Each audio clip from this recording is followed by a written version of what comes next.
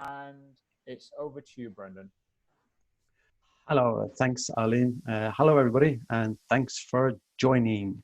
I can see the chat window right now, and the first thing I'd really like is just anybody that's in here just to write where in the world you are, like right now. Just give me like a full blast of where you're sitting listening to this. I'm in Oslo in Norway, so it'd be really nice. There's Bristol, UK, okay, Reading, UK, London, Perth, all right. India, the beautiful India. Yes, Miami. This is crazy. This is really worldwide. Bermuda, Egypt. Wow. Singapore. Singapore is a beautiful place. Okay, the Singapore Formula One. That's like a dream to be there, the Formula One weekend. This is good.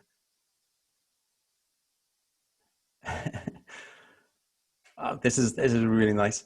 Big thanks to Alim for helping me to be able to present this. My name is Brandon, and I've got the title of this workshop is Sell Yourself and Achieve Your Goals. And I've got two girls here at home. One of them's 11 years old, and one is 8 years old. And they always ask, like, Papa, what do you do at work? What do you work with? And I tell them I help more people have more okay days. That's what I do. That's my job. Help more people have more okay days, which means that that's basically the goal that I have going into any organization as a consultant. Either it's delivering workshops or delivering courses or coaching one-on-one or mental training with sports people. It's always helping people have more okay days. And the idea of that is that whenever somebody comes home at the end of the day, they're like, their partner asks them, how was your day at work? And the answer should be, it was pretty okay. It was okay. So this idea of we're going to have amazing days, or we're going to have like these days, we're going to be like a warrior, or it's going to take really off. It's like, that's not what I'm aiming for. It's sort of helping people have more okay days. That's my job. Also here today, we have John. John can turn on his mic and say hello, Mr. John Mills. Hello. Hey, mate. John Mills. I've got a background in IT, and the only thing I can kind of align with you is just a piece of advice that I got once. When I first got into management, someone said, your goal for every single day should be sending people home in the same or a better mood than they came to work in. So that's kind of what I've tried to live by, and it's worked with me so far. Well, unless there's an employer or someone in my team that's out there, and I'm willing to just say, no, that's not, but I'm going to go with I have. I think that's really nice, but it's also like outside of work. I think that's a really nice tip in real life where I think that anybody that we meet, that we can talk to them, we have an interaction with them. And then whenever these two people go apart from each other, it's like, to have a very simple goal of, has this other person that I've just spoken with, do they have it better in life, like right now? Are they a better place? And that's a really nice goal to have whenever we meet other people. So I've got 5 points that I want to go through here, and you guys can fire away like questions, like Alim said, the whole way through this presentation. Just fill up the chat with any questions and I'll do my best. I had a list of outcomes, and I've covered quite a bit of those on this sheet, plus I've got some in my head that I have to remember to mention. But I jump right in on number 1, and that's interested versus interesting. And the idea here is to be more interested. So the difference here, the difference between interested and interesting. Now, the classic person who's going to sell, the classic salesperson goes into a room, goes into a presentation, comes into a customer meeting, and they try to be interesting. And usually the way that they do this is that they start the meeting by saying, I'd like to give a presentation about my company, about how many employees we are, how much turnover we have, and the amount of profit, and which skills we are, and version 3, and why version 3 is better than version 2, etc. And we're trying like crazy to be interesting. We're trying to get.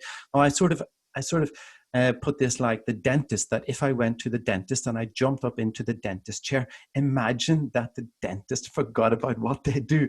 And imagine jumping up into the dentist chair and the dentist says, you know what, we've changed our minds. Before we used to have so much focus on value, delivering value to our customers, but we've changed what we do. Now we're trying to be interesting. So what we do now is that we'd like to give a 20-minute presentation on our latest certifications and the latest frameworks and methods that we're using. And we'd be like, what is going on? What's going going on, guys? We loved it so much better before when you were interested in helping us.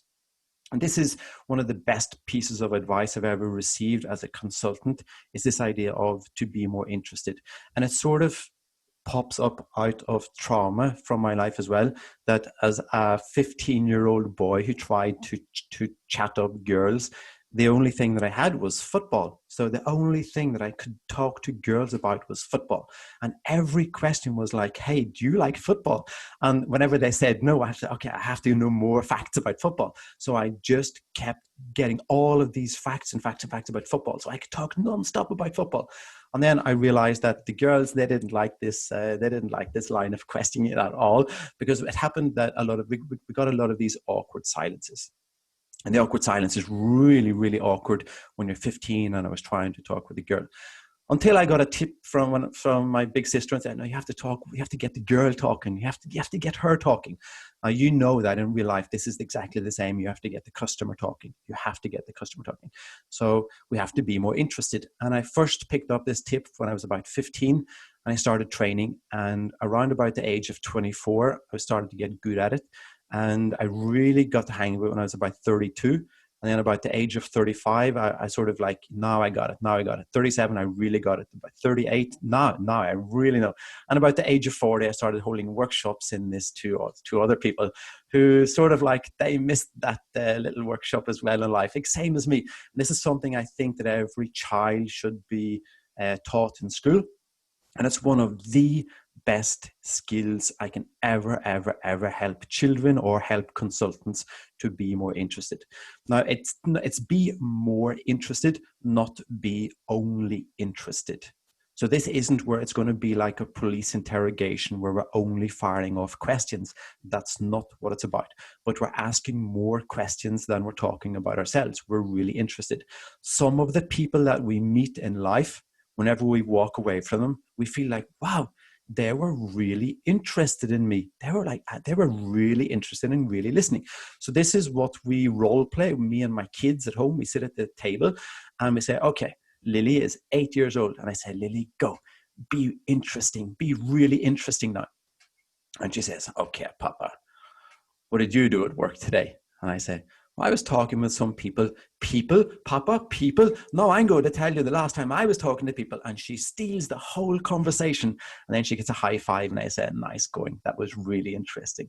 And I say, okay, but now go extremely interested. We also call this mother-in-law modus, where we jump in like way too many questions. We either call it the police interrogation or mother-in-law. It's sort of like the same. So we say, okay, go totally there. And then she says, Papa, what did you do at work today? And who were you with? And what did you talk to? And what did you talk about? And when did you get home? And how did you get home? And I said, wow, that was really cool. There were way too many questions. High five. Yes. Now we have to find the sweet spot. We have to find the sweet spot. So interesting in this diagram that you see, interesting, the focus is on you. That's where you totally take the focus on you. 99% of your focus is on you. Opposed to being more interested, where you have 99% focus outwards, where you only have 1% focus on you. Now, the whole idea here, and you guys have seen this in social media, you've seen this where people that are trying to be interesting, trying to be really interesting. Let's just imagine some president in some far off country trying to be really, really interesting, where everything is about him. Everything is about him. Now, if you throw out a little attack, you're going to attack 99% of that person. You're going to attack, that's the focus is 99% of them. But the other part of the scale is being more interested, where we have this Mother Teresa type person, where we try to attack Mother Teresa, but we're only hitting 1%. This is the difference between interested and interesting. To be a successful consultant, number one, be more interested. On this scale, find the halfway point on this scale, and then practice at asking more questions and have focus out. That's tip number one today. Be more interested. It's not about you. Let's take it even further. Stop trying to sell yourself. Stop trying to sell yourself and be interested in what problem can you help fix for your customer. The customer does not want to buy you. The customer wants to buy what you can offer. And you can offer problems that can be fixed. So it's be more interested. So how do you be more interested? And you have to get out and you meet more people. Meet more people. People say that one of the reasons they think that that I have been what I would call a successful consultant over the last 15 years is that I meet a lot of people for a coffee without any agenda. I just meet a huge amount of people. I just get out and I'm really interested, and I ask people, so what's going on, and what's business like, and what problems do you have, and what's looking ahead, and all of these really, really nice questions that we're able to do this nice discussion with. And then just like John said at the start, that whenever we leave that customer, the customer is going to start thinking, wow, that person that I've just spoken to, they were really interested in my business. They were really interested in delivering value. They were really interested in helping me. So number one, be more interested. John, I bring you in. Anything you want to add there, or an even better question, what do you think? Yeah, I absolutely agree with you, Brendan.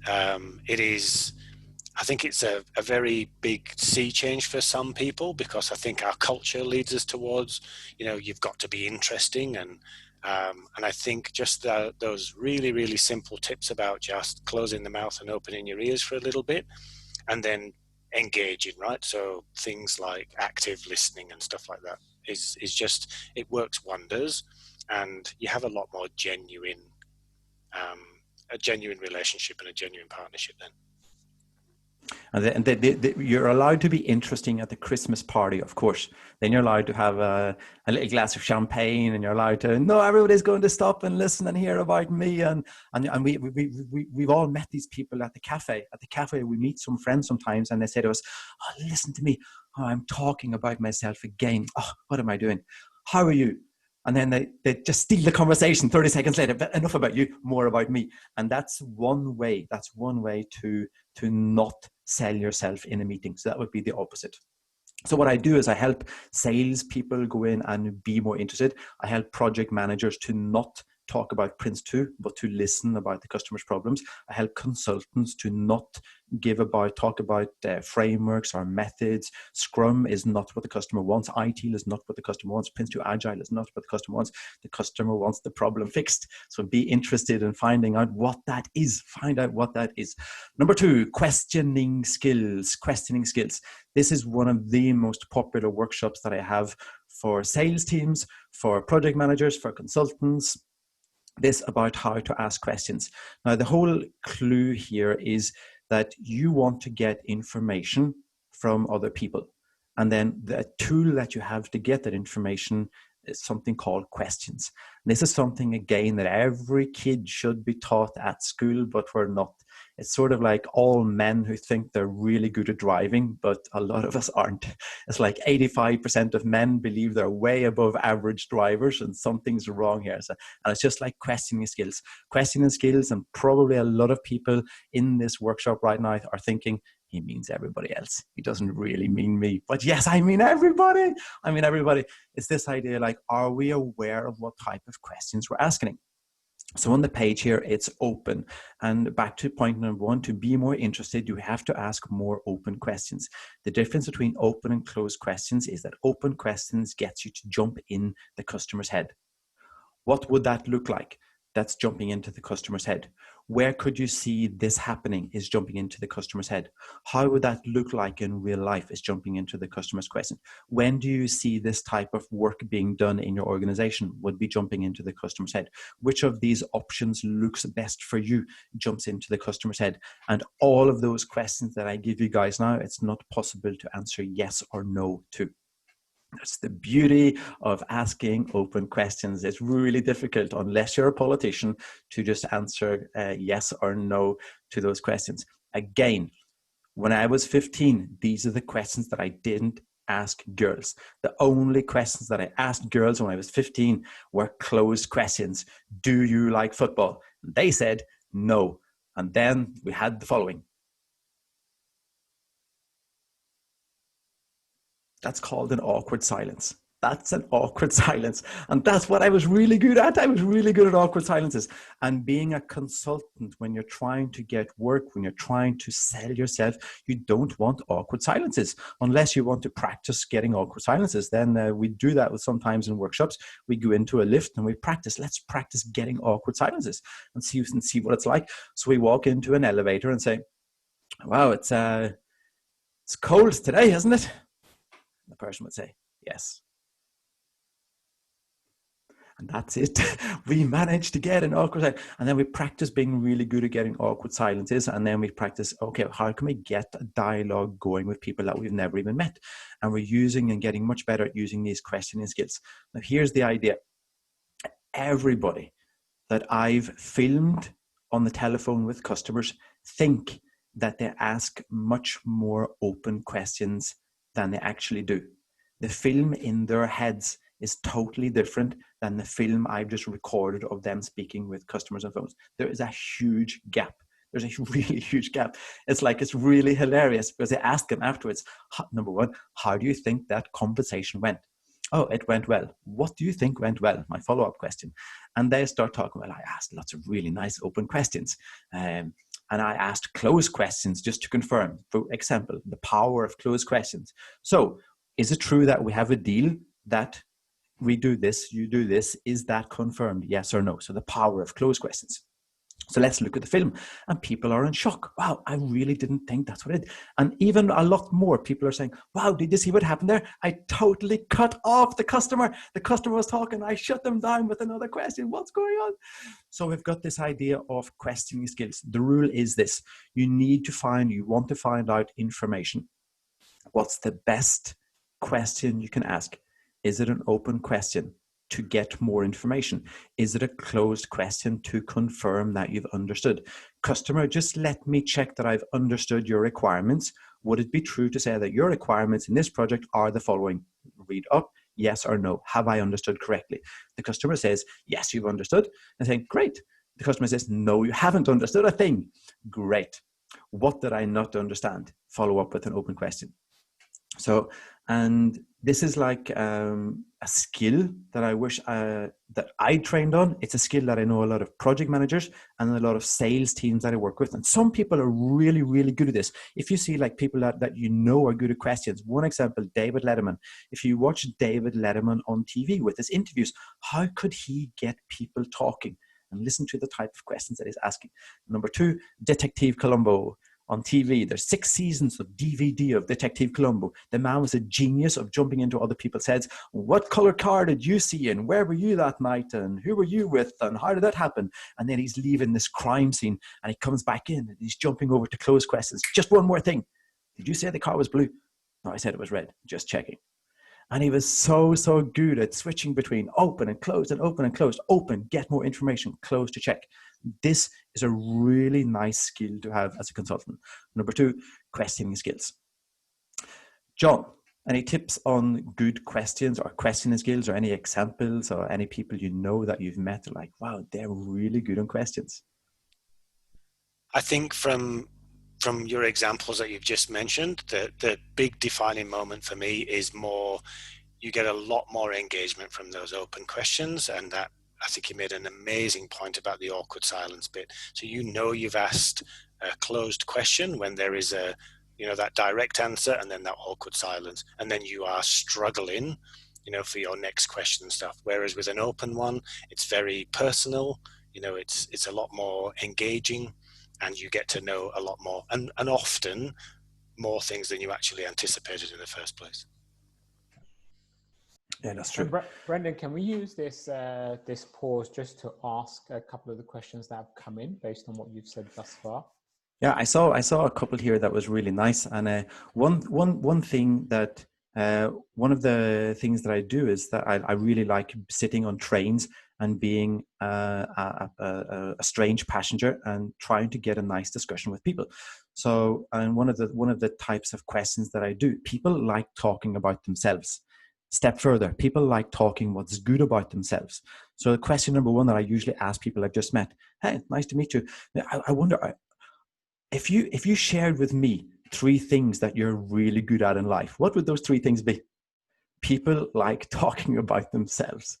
And if you want to get really close to people, the next question is, I wonder if you shared with me something that you've got a bad conscience in life, what would that one thing be? Those questions have gotten me a lot of new friends on trains, on trams around Norway. It's like, you get like, it's always 3 to 1. It's always 3 nice things. And then people share what they want to share. Some people share really nice details. But back to another question in the chat here is that I always ask people, so if you're ever worried about, am I asking too many questions, then you come with something called a disclaimer. It's a really, really nice trick. And what you say is the following, exactly word for word, you say this. I was on a workshop recently and I was recommended to be better at asking questions. So in this conversation that we're having, it's a little bit awkward because I'm trying to get better at asking questions. So I hope it's okay, just so you know that I'm going to try to be more interested in asking key questions. And at the end of our little chat, you can tell me if I was way too many questions or if there were way too awkward questions. I really appreciate that feedback. Now, what you've done now is you've really sunk the bar so people know what's going on. That's a really nice technique to do. So you tell people what's going to happen, or you ask them.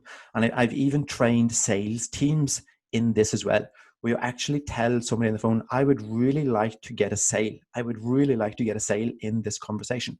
So that people aren't wondering, I wonder what's going on. What is happening here? So we just make it really simple and we just share what's happening.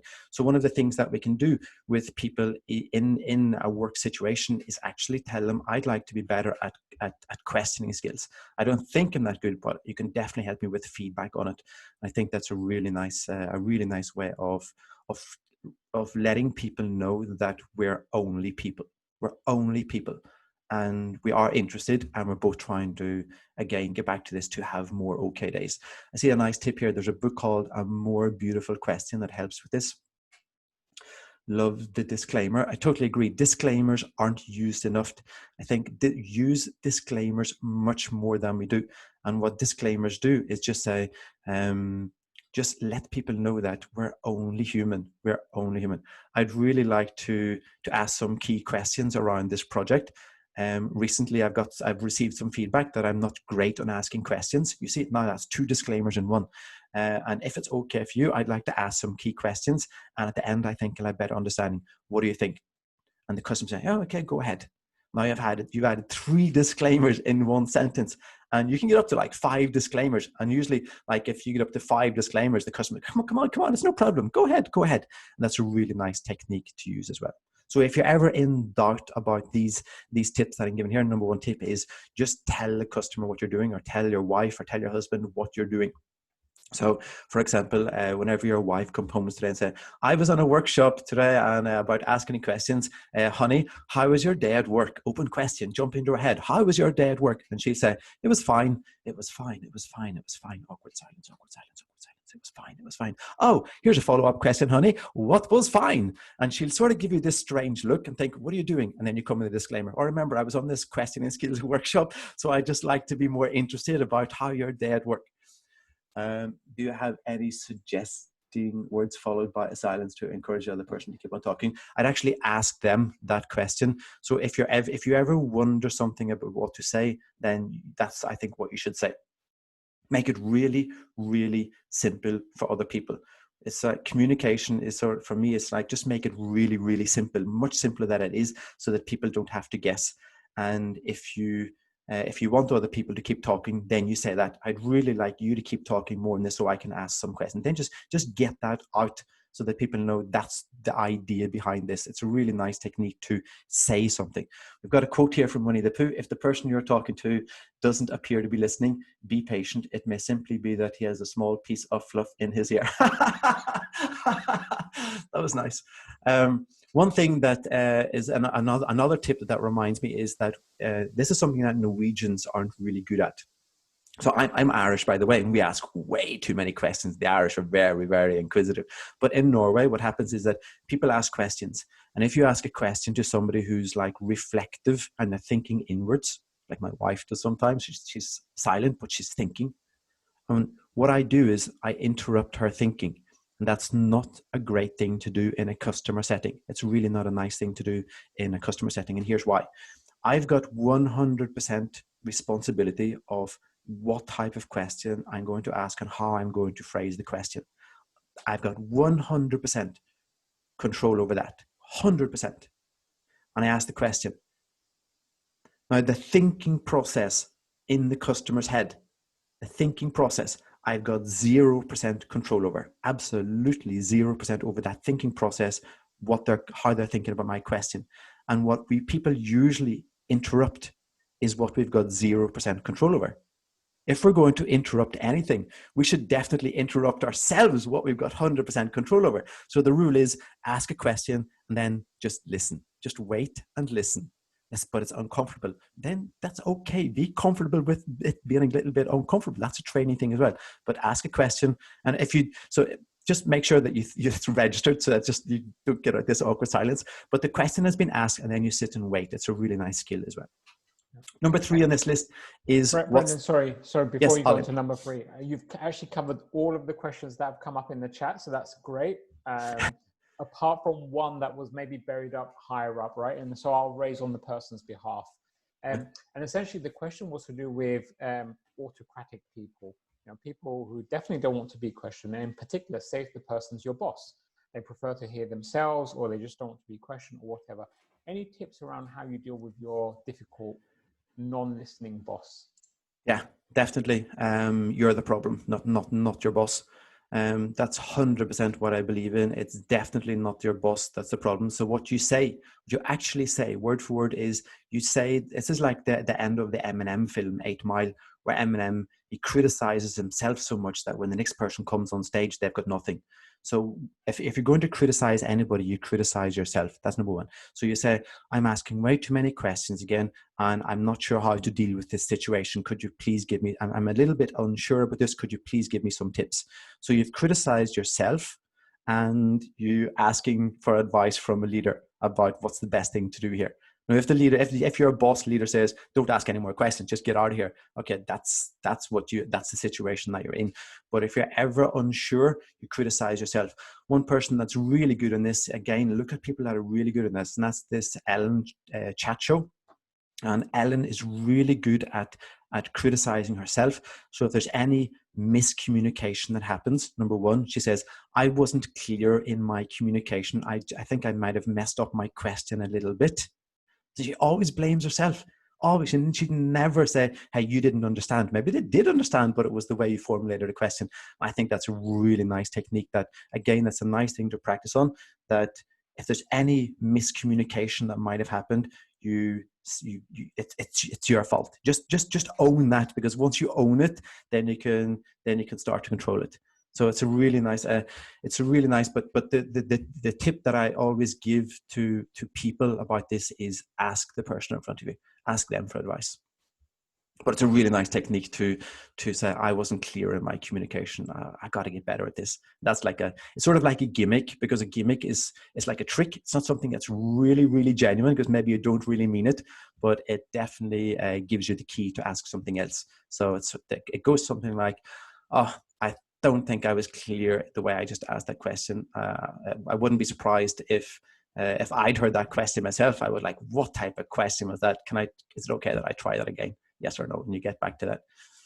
Number 3, what's the one thing? This is inspired by the book, The One Thing.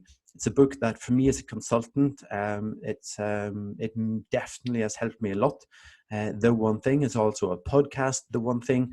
And the question is, what's the one thing that if I do that one thing will make everything else easier or unnecessary? And that's a really nice question. Think if you take the whole of project management and you add that one question every morning, what's the one thing that if we do that one thing makes everything else easier or unnecessary? Now, I definitely know that whenever I come home after work and the one thing that makes the rest of the evening easier or unnecessary, definitely easier. I go to my wife and I say, I love you, and I give her a hug. That makes everything else easier. I definitely know when I get up in the morning, I help my kids definitely get a nice start to the day. I definitely know that when I'm holding a workshop and people are talking about doing something and talking about doing something and talking about doing something, we're sitting for an hour and we're all discussing and discussing and discussing. And I definitely know that the one question that really triggers action is, what do you think this one thing would be that if we did that one thing today, everything else would be easier after that? In, for example, conflict management type situations where we're trying to help people solve a conflict, that's also a nice question. I wonder what that one thing is. And once we're wondering, you don't have the answers, they have the answers. So as a consultant, it's definitely a really, really nice key question to ask in situations. I wonder, what, it's an open question. What would that one thing be that if we did that one thing, then this situation would be easier? I wonder what that one thing would be to help me get that sale in this situation. Definitely ask that customer in where there's a nice level of trust. I definitely ask it. I wonder what the one thing that if I had done it, I could have had the sale in this situation. It would be so nice if I could get fee. I'm in this phase in life of learning from customers when I don't get sales. I wonder if you gave me some advice. And that's also a really nice question there. So it's this idea of small steps, and it's only one thing. Definitely, I know me and a lot of my friends, especially males, in the home situation, we're not doing one thing. We're doing about 25 things at once. We're never going to get finished. That's totally fine. But in work situations where we're part of a team, it's really nice. And Scrum gets this down to a nice thing. Kanban framework gets this down to really nice. Let's focus on very few things. And this one thing book and podcast gets it down even less. Gets it down to what's that one thing that if we do that one thing, and then we jump over to number 4, people, we get into habits. Habits, people that know me the last 9 years know that I've divided my life up into something called 30 days, 100 days, or 50 days, or 75 days, but it's usually 30 days, 100 days. I find one thing, and I do that one thing every single day for 100 days. Every day, 100 days. So I've done running 30 minutes every day for 100 days. And people say, wow, you're so goal oriented, you're so goal minded. And I'm not, I'm really, really not, but I'm very curious. I am curious. And the goal is always, I wonder what would happen if I ran 30 minutes every day for 100 days. What would happen? Would I become a runner? Would I still like running? Would I really detest running? What would happen if I ran for 30 minutes every day for 100 days? That lasted 211 days. I wonder what would happen if I went vegan. How would I feel if I went vegan? Well, let me do a vegan for 100 days. I wonder what's going to happen. That lasted 4.5 years. After 4.5 years, I wonder what would happen if I just started eating the carnivore diet. I just eat meat and drink water. I do that. I wonder what would happen. Nothing much happened, but at least I know. Now I know. Nothing much happened. I wonder what would happen in my business as a consultant. And my company, we're only 2 people. So like this is the half of the sales department, half of the marketing department. This is it. I wonder what would happen if I had direct customer contact face to face for 100 days. I wonder what would happen with my business if I had a coffee date every single day for 100 days in a row. I wonder what would happen. I wonder what would happen if I posted on LinkedIn for 100 days in a row. Not about me. That's being interesting. That's being the whole of social media is people trying to be interesting. I wonder what would happen if I give things away every single day for 100 days. I've done it. I wonder what would happen. Business starts booming. Business just goes crazy. Business goes crazy. I wonder what would happen if we do this for 100 days. I wonder what would happen if I did push-ups, 30 minutes, as many push-ups as possible for 100 days. Everybody say to me, you can't do that. You have to have rest days. I said, but I wonder what would happen if you don't have rest days. It turns out they had right. I should have had rest days. Question from Brian, what did you give away for 100 days? Course material for Prince 2, for Prince 2 Agile, for ITIL, for Scrum, for Kanban, every course on change management and workshop that I deliver, anything that I've ever made, I just give away for 100 days. And then I asked more people, what do you want? I make it and I give it away. And I've never done, it's probably one of the things that has got me a huge amount of work. And on my web pages, my number 1 business tip, give away more information. Just give away. The more you give away, the more you get. Some people call it karma. I don't know what it is, but the more I give away, the more work comes my way. So, but find that one thing for 30 days. If you want to get better at questioning skills, go all in for 30 days. walk into cafes and people that are going to give you the coffee, see if you can get them talking. See if you can ask nice questions. So how's business going and what's going on today? And Lily, my 8-year-old, we were at the bookshop in October last year, and we're standing going to buy a book, and she's 8 years old, but we've role played this a lot. And Lily says, I said to her, go, be interested. And Lily says, so how long have you been working in this bookshop? She asks the person working there. No one says, looks down at Lily, who's 8 years old, says, about 5 years. And Lily just keeps going. And what do you like most about working in this bookshop? And the woman, wow, okay. And she starts telling her and then saying, I really like the colleagues and all of the books. And then Lily comes with the number one question. So just perfect timing. If you had a Harry Potter magic wand, which 3 things would you change about this bookshop and why? And I'm like, oh, wow, what a question. High five, Lily, high five. It was like the woman started telling her about these things that she would change. And it's that type of jumping into these other people's heads that we can do more. So imagine having 30 days of training on this. You have to go to shopping centers, you have to go to cafes, you have to go to help the homeless, you have to go to this charity workshop here, you have to go to the local football team. There are 7.7 billion people in this board game that we're playing right now. 7.7 billion people. There's so many people that we can practice these habits. So many people. I think it's a really nice thing to do. Brandon, is Lily the other half of your sales team? Sounds like she's great. She's amazing. For habits, point 4, are you saying it takes 30 to establish the habit? Now, it usually takes me about 55 days for a habit to sort of kick in. So at the moment, I'm on day 64 of skipping rope on my website. I think the latest video is 61 days. So I've been skipping rope every single day, 30 minutes in rain. It doesn't matter the weather. I just go out and I jump for at least 30 minutes because I wonder what would happen. I wonder what would happen if I jump rope for 30 minutes every day for 100 days, every single day. I wonder what would happen. I really wonder what would happen if we don't work on our website and try to be interesting. Do not work on our website and try to be interesting. I wonder what would happen if we really contact the customers and say, I'd really like to help you in your line of work. You can get 1 hour free from me today as a consultant. How can I help you? I wonder what would happen if we did that for 100 days. Now, the idea here is that usually we think we know what's going to happen. We think that. But my argument is that in most cases we don't. During those 30 days, teams that I work with, if they want to be better at Prince 2, I say, I will find that one thing that you can do every single day for 30 days.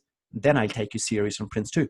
If you want to be better at ITIL, then I'll take you serious. If you do 100 days of ITIL, just find one thing every day that you can do. You set aside a half an hour. If you want to be better at portfolio management, that's great. Find a time. So I've got 2 teams at the moment in Norway, 2 teams, that one of them at between 8:15 and 8:45 every morning, they sit and they drink coffee and they find that one thing that they can do that day that's going to get them better at portfolio management. I mean, it's really, really simple. But just, you have to do it. Don't break the chain every single day. No drama. If we have a 30-day project, we always set up a workshop for drama on day 31. Anybody that's got any complaints in those 30 days, you save it until day 31. Then you can bring out your drama. It's like my girls, how do I get them to eat broccoli? It's like day 1, Papa, what's for dinner? It's broccoli. Girls, we don't like broccoli. Go ahead, it's broccoli. Day 2, Papa, we don't like broccoli. I know. We can't really trust what we like, what to eat, do we? Come on, go for it. Do you want 1 piece or do you want 14? 1, Papa, only 1, only 1. Okay, 1 piece of broccoli. Day 30, yes, broccoli, yes. So we can't always trust what we think is going to happen. I think we should definitely do, as consultants, go more all in for a short period. And then we do a retrospective after 30 days, not 3 days, but after 30 days. It takes me about 55 days to do something before it starts clicking in automatically. And I usually do 100 days. So the RAIL scale, R-I-L-E, R for resist. Resist. Whenever I started doing 100 days of cold showers, then physically my body was resisting. Mentally, my mind was resisting. Totally resisting. Cold shower. Oh no. Then after a little while, after a couple of days, and after all the swearing in the shower and my kids laughing and pointing at the silly papa, then I can get up to accept. I'm going to get a cold shower. My body definitely can start accepting this is going to be cold. My mind can start accepting this is going to be cold, but I accept it. After a week, you can get up to like. You can start liking physically. You can like the thrill of the cold shower. You can mentally look forward. You can start liking cold showers, and you get up to L, like.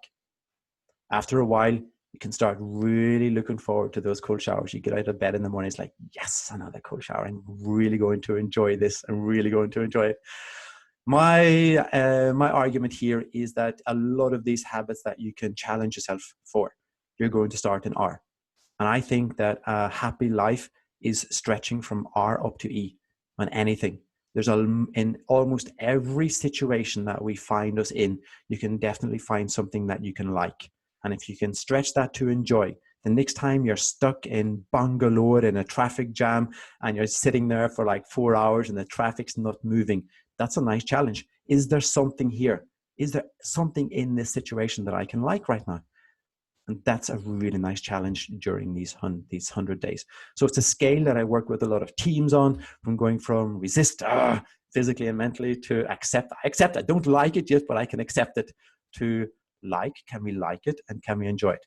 The last time I was at the dentist, about 2 months ago, I got to test this. I've got this new pulse watch, the Polar on my wrist, and I jump up in the seat in the dentist and I say, okay, so today's going to be fun. I say to my dentist, one of the fillings has to come out and you're going to put a new one in. I don't want any treatment for pain, no injections today. I'm going to see if I can really enjoy this and keep my pulse as low as possible. So she starts shaking. I said, Brendan, this is going to be really painful. I know, let's go. I say, like, oh, are you sure? She asked me, are you really sure? I say, yeah, let's go. So I hold my wrist like this. And at the worst, whenever she's really drilling in my tooth at the worst, she starts laughing because I'm pointing at my watch and it's 72. I managed to keep my pulse at 72 on 5, even though there's tears coming out of my eyes. And I'm like, oh, this is really cool because it's not a pain that I'm going to die of. I'm sitting there going, I'm not going to die in the dentist chair. It's just short-term pain. So can I find something funny and enjoyable about this? So she thought this was hilarious. And she was like, I've never had a patient like this. But you can definitely find this in most situations. This is, for me, habits. John, any comments or ideas here? What a thing to follow. No, I haven't sat in a dentist chair and I will not do that, no matter how much I align to this rail methodology. I did want to just touch on something, and I think we've not missed it, but I think it's really interesting that when you're asking about all these questions and you're going through all this stuff, I think body language and your enthusiasm plays a big part in that. So I didn't know whether you wanted to kind of expand on that a little bit more. So you can ask them any open or closed questions as you want, or as many open questions you want. But if you ask them like, hey, what do you think? Hi, John. John, your sound is really poor. It could be that your microphone is, yes, that's the one. So what do I find really good about? Completely different, right? So I can hear you, John. So I wasn't saying anything to interrupt you, but yeah, completely different. Right. Okay. So I'll say John, this again then. So open and closed questions. I was just talking about body language and stuff, right? So if you ask it in a really poor way with no enthusiasm, you're going to get a similar kind of response. That's all I was saying. And thanks for picking up the microphone. Yeah.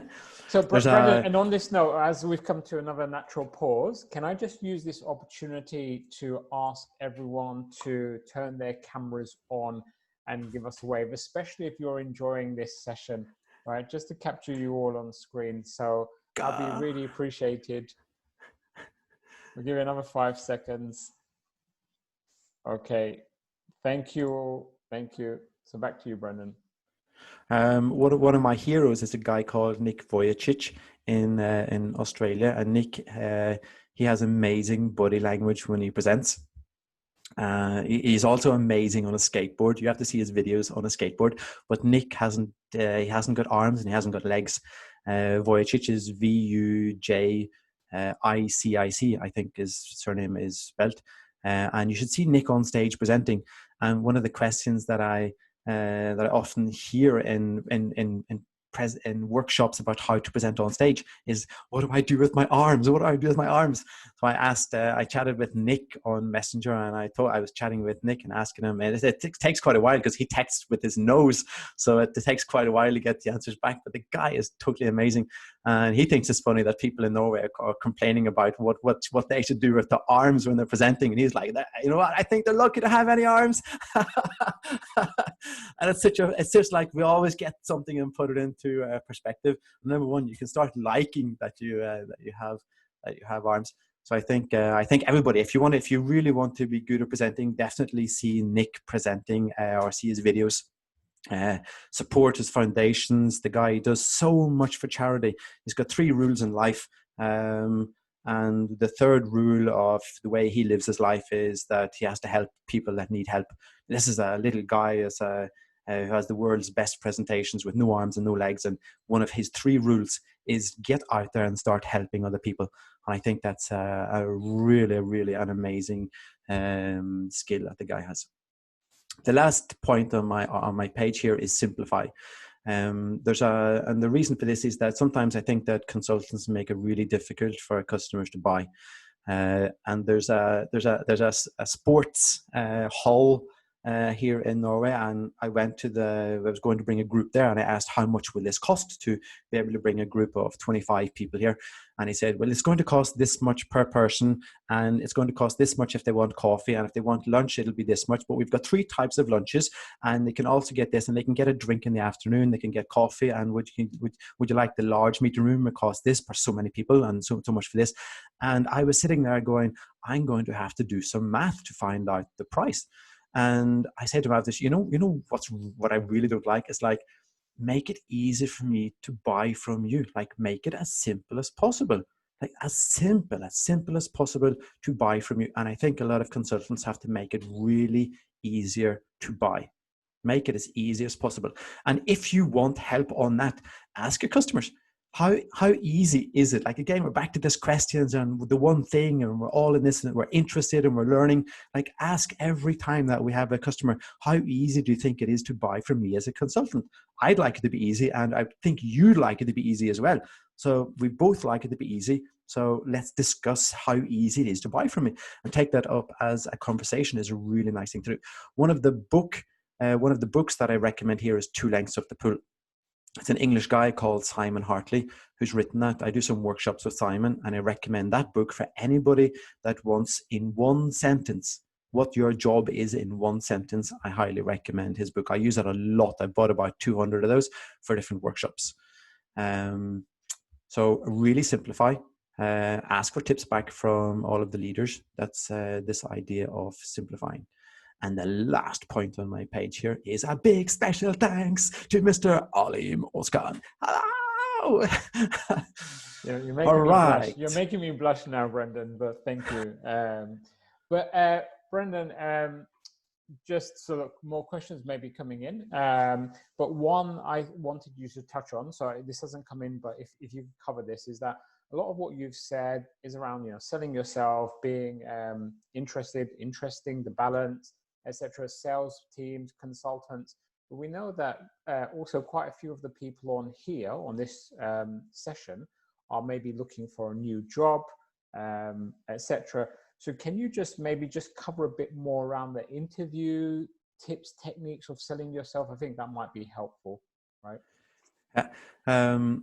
Definitely, there was a question in this outcome as well about interviews. And one thing I always recommend on interviews is that you have to be aware that the person going into the interview, often we don't let it be us, and the people in the interview is not the organization that we're going to be working in. So everybody's sending in their best PR agent. You're sending in your best PR agent, and they're setting up their best PR agents, and it's like, and we're doing this crazy thing called an interview.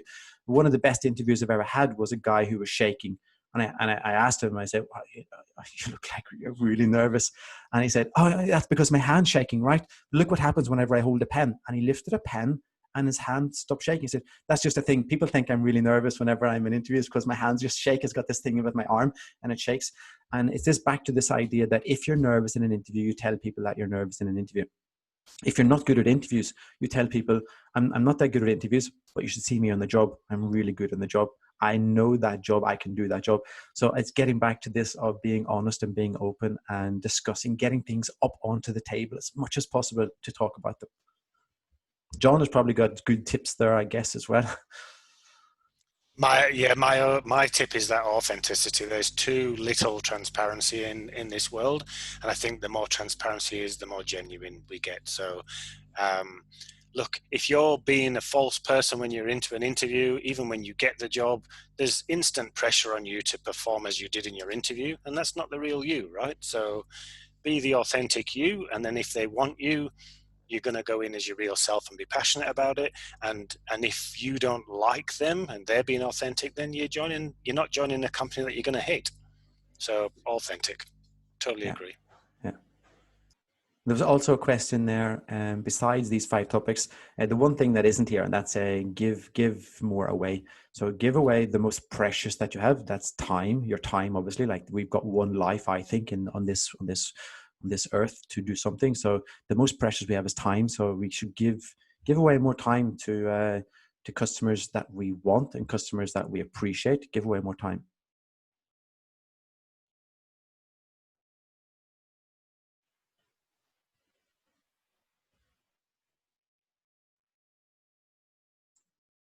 So Brendan, yeah.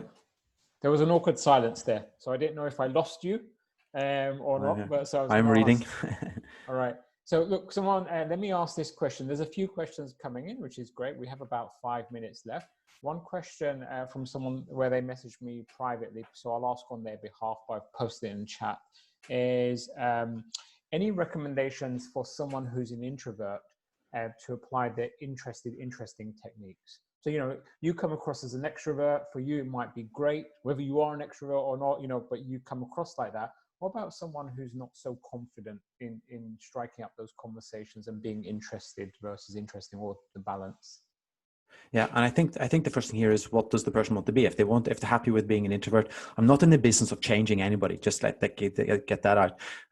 People want to change, they change themselves. But if anybody that's an introvert that wants to be an introvert, be totally 100% relaxed with being an introvert. But you can still practice at being, how interested do I want to be? Even though I'm on the introverted side of the spectrum, I definitely wouldn't describe myself as an extrovert. Anybody that knows me knows that I just love spending time for myself. So I get energized whenever I'm just by myself. So like, this is me on camera, but then I go off and I do something for myself to get energized again. But it's figuring out what you want, and then if you're totally happy with being this introvert and not striking up conversations or getting the questions, then that's totally fine. Totally fine if that's what you're happy with. But if you want to stretch something out of that, then maybe the introvert needs even small or tiny steps, but you still got to do that one thing. Yeah, maybe your 30 days, 100 days type habit, right? Even for someone who wants to change themselves. So yeah, great. Yeah, but really tiny steps. Yeah. And you see more questions coming in, Brendan, and so I'm happy for you to pick off the ones that you see. With interviews, you can be rejected for being too honest. Is such a company good to work with? I definitely ask him that question. So my question is, it's Bernard. Hello, my mate Bernard. I definitely ask that question again. And if I was going to work in a place and they can't tackle that question, I would be more worried that they can't tackle that question than me starting to work that place. So I definitely ask that question. An interview for me is to get everything up on the table. There's 2 parts in the interview trying to sell each other. Like, they're totally trying to sell each other. It's not one person trying to sell. They have to sell the job as well. The name of Simon's book is 2 Lengths of the Pool. It's about a swimmer called Chris Cook, who's an amazing guy. If you guys can get Chris on a session, that'd be amazing. Alim, I gotta link you up with Chris, and he's totally amazing guy. Right. And so Brendan, so if I could just rather than going through the chat, if I could just use this opportunity to see if anyone wants to unmute themselves and ask a question as well. Let's see if there's someone that wants to kind of come on, discuss a point. So anyone, if you have a point that you want to make or a question you want to ask, please unmute yourself now and do so.